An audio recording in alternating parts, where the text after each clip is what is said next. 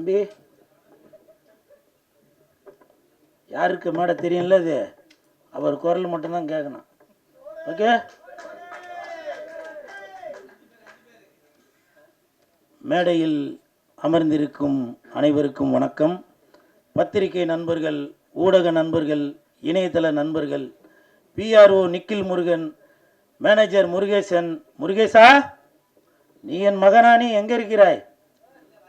அனைவருக்கும் வணக்கம். மேடையில் பேசி கைத்தட்டல் வாங்கும் அளவிற்கு நான் செந்தமிழன் சீமான் இல்லை. தயவு செய்து நீங்களே ஒரு தடவை கை தட்டிருங்கப்பா. இந்த கைத்தட்டல்கள் அனைத்தும் பரமசிவன் பாத்திமா அந்த குழுவிற்கு தான் போய் சேரும்.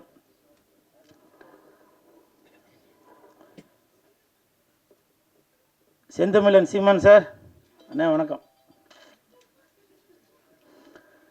பரமசிவன் கழுத்தில் இருக்கும் பாம்பு கேட்டது, சீமான் சௌக்கியமா? இருக்கும் இடத்தில் இருந்து கொண்டால் எல்லாம் சௌக்கியமே, இசக்கி சொன்னது. அதில் இல்ல, இதில் அர்த்தம் உள்ளது.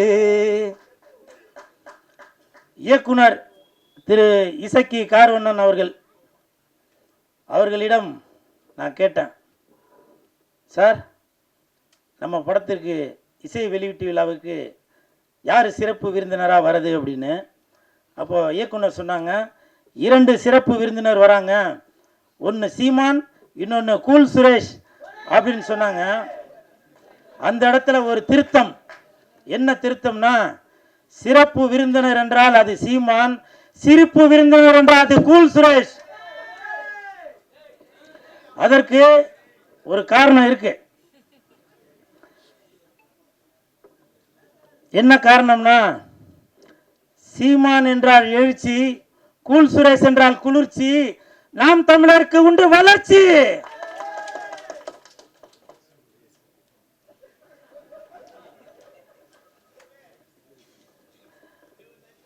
அது மட்டும் இல்ல, நான் எதுக்கு சீமான் அண்ணனை இந்த இடத்துல ஏதோ ஜால்ரா போட்டு ஏதோ பெருமையா பேசுறாரு போல அப்படின்னு சில பேர் நினைக்கலாம். கமெண்ட்ல சில பேர் கூட அந்த மாதிரி கமெண்ட் பண்ணிட்டு இருக்கீங்க. அதுக்கு ஒரு உதாரணம் சொல்றேன். இந்த பரமசிவன் பாத்திமா அந்த படத்திற்கு உண்மையிலேயே தகுதியான ஒரு மனிதர் என்றால் அது செந்தமிழன் சீமானண்ணன் மட்டும்தான். தமிழகத்தில் மட்டுமல்ல, இந்தியாவில் மட்டுமல்ல, உலகத்தில் உள்ள யாரை எடுத்துட்டாலுமே சரி, இந்த பரமசிவன் பாத்திமா படத்திற்கு இசை வெளியீட்டு விழாவிற்கு வரக்கூடிய தகுதியான ஒரே மனிதர் அது செந்தமிழன் அண்ணன் சீமான் அவர்கள் தான். காரணம், பாத்திமா பரமசிவன், பரமசிவன் பாத்திமா, பரமசிவன் ஆண், பாத்திமா பெண். தமிழகத்தில் 234 தொகுதிகளிலுமே புரிஞ்சிருக்கும் நினைக்கிறேன், தட்டுங்க. 234 தொகுதியிலுமே சரிசமமாக ஆண் 117, பெண் 117 கொடுத்தாங்களா? இப்ப சொல்லுங்க, பரமசிவன் பாத்திமா அந்த படத்திற்கு இசை வெளியீட்டு விழாவிற்கு ஒரே தகுதியான மனிதர் என்றால் அது செந்தமிழன் அண்ணன் சீமான் அவர்கள் தான். அதே மாதிரி இந்த படத்துல இசக்கி கார்வண்ணன் அவர்கள், இயக்குனர் அவர்கள் நிறைய டைலாக், அது நம்ம பார்க்கும்போதே நம்மளை அறியாமலே கண்டிப்பாக நீங்கள் படம் பார்க்கும்போது தெரியும் பாருங்க, அந்த கூஸ் பம்ப்ஸ்ன்னு சொல்லுவாங்களே அது நடக்கும். காரணம், நானே அதில் சில வசனங்களை பேசியிருக்கேன், அவர் சாருக்கு சொல்லி கொடுத்தது தான். மத பிரச்சனைன்னு சொல்லாதீங்க, 2 மனிதர்களுக்குள்ள பிரச்சனைன்னு சொல்லுங்க அப்படின்னு ஒரு வசனம் வரும். ஜாதி பிரச்சனைன்னு சொல்லாதீங்க, இது ஜனங்களுக்குள்ள பிரச்சனைன்னு சொல்லுங்க அப்படின்னு சொல்லி அந்த படத்தில் வசனங்கள் வரும். அப்படி இன்று மக்களுடைய மனநிலையை புரிந்து கொண்டு அந்த படத்தை இயக்கி வசனமும் எழுதி தயாரித்து இருக்கிறாரு இயக்குனர் இசக்கி கார்வண்ணன் அவர்கள். அவருக்கு என் மனமார்ந்த நன்றி. அதே மாதிரி ஒரு வார்த்தையும் சொன்னாங்க, தலைவா இந்த படத்தில் நீங்கள் செகண்ட் ஹீரோ அப்படின்னு. அது உண்மையாக பொய்யான்னு தெரியல. அப்படி சொன்னாதான் இவன் ப்ரமோஷன் எதுவும் பண்ணுவான் அப்படின்றதுக்காக சொன்னாங்களான்னு தெரியல.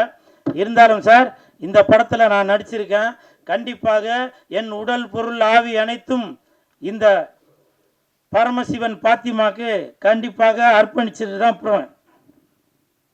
அதே மாதிரி படத்தின் ஒளிப்பதிவாளர் சுகுமார் சார் இந்த படத்தில் ஒளிப்பதிவை மட்டும் கவனிக்காமல் நல்ல அற்புதமான நடிப்பையும் கொடுத்துருக்காரு.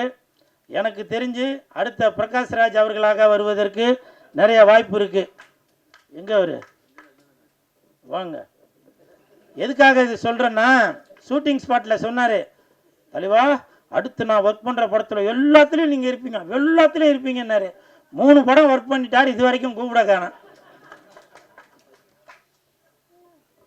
இல்லை இந்த மாதிரி இடத்துல சொன்னாதான் ஃபோன் பண்ணி சொன்னால் அது சரியாக இருக்காது இல்லையா.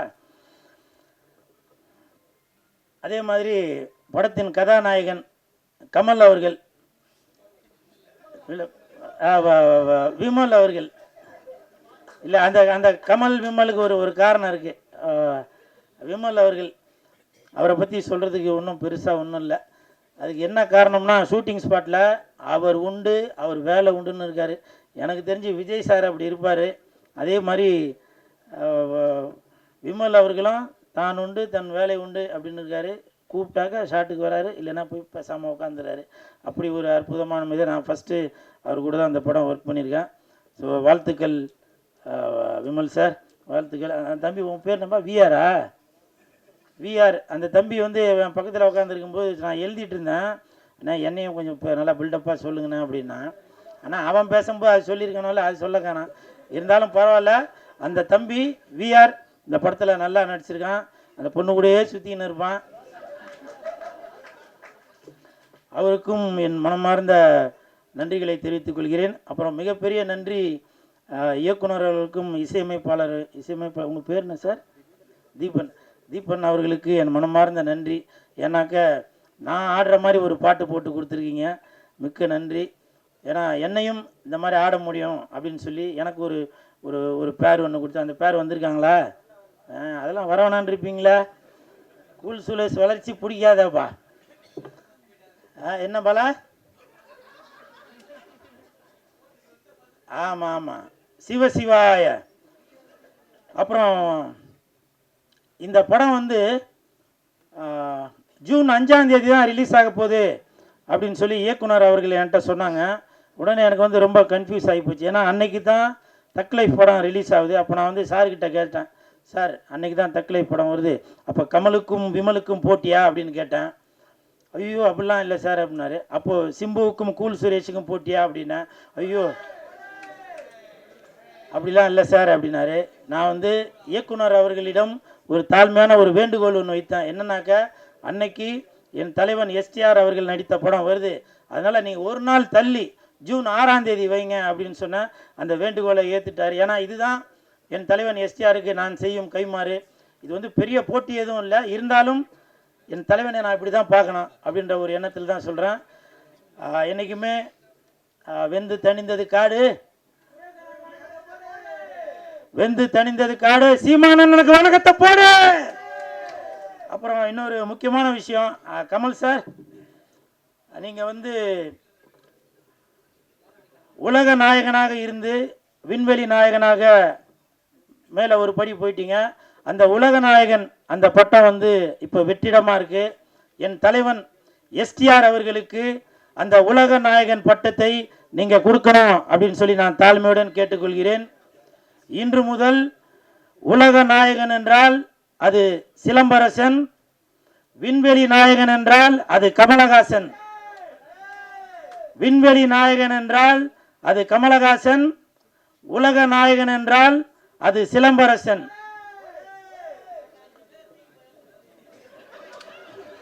என்னவோ சொன்னீங்கப்பா, கேட்கலவா? பரமசிவன் பாத்திமா வருகின்ற ஜூன் 6, கொஞ்சம் பார்த்துமா. நன்றி நன்றி நன்றி நன்றி.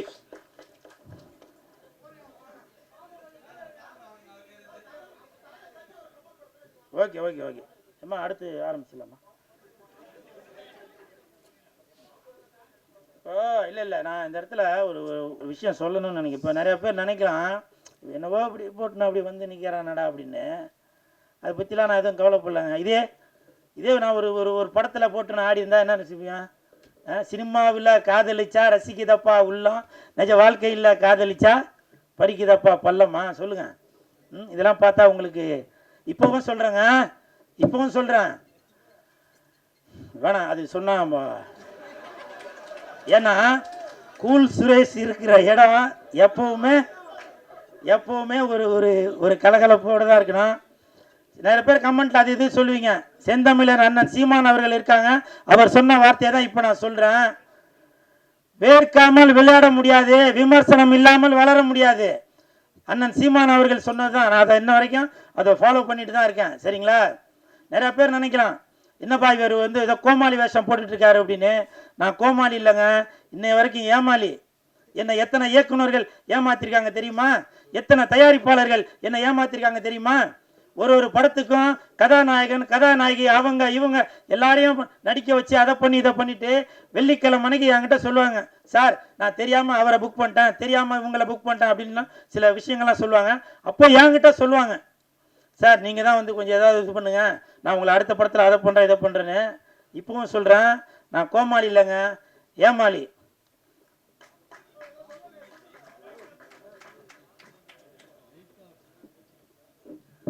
நன்றி. அடுத்ததாக இந்த படத்துல ஒரு முக்கியமான கதாபாத்திரத்தில் நடிச்சிருக்கக்கூடிய திரு மகேந்திரன் சார் எங்களுக்காக மேடைக்கு வரணும்.